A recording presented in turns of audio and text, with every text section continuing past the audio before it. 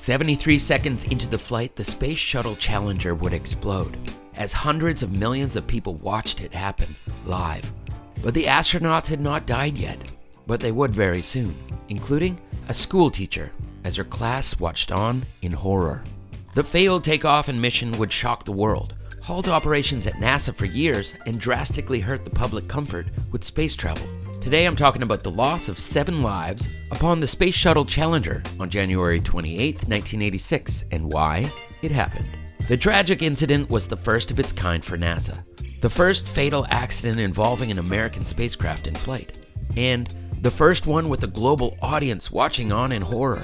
You see, the planning for the late January takeoff from Cape Canaveral, Florida, had gone on for years, but no one had prepared for wintry weather. But they should have. The record low temperatures of the launch had stiffened the rubber O-rings, reducing their ability to seal the joints. The gaskets and ship had never been designed to take off from sub-zero temperatures, leading to serious doubts and talks about canceling the launch the evening prior. Here is a photo of some of the gear prior to launch, covered in ice. On board were 7 crew.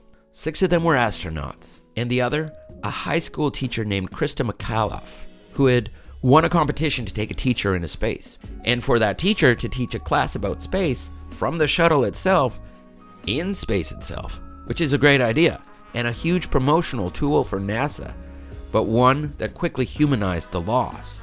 Here's an interview between McAuliffe and the Today Show in 1985, just prior to the mission. Being able to look at it from a new perspective, and I hope I can bring that wonder and that excitement back to the students. Maybe just a little bit of fright, too? Not yet. Maybe when I'm strapped in and those rockets are going off underneath me, there will be, but space flight today really seems safe. We had a good example of that when NASA shut down the last one through the computer because one of the backup systems wasn't working. Here is some footage of the families of the astronauts and McAuliffe as they watched the tragic event unfold.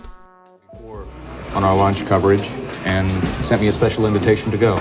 That would then include family members of the astronauts, friends? It includes family members. I understand there was a delegation. Here is some footage of the mission control reaction.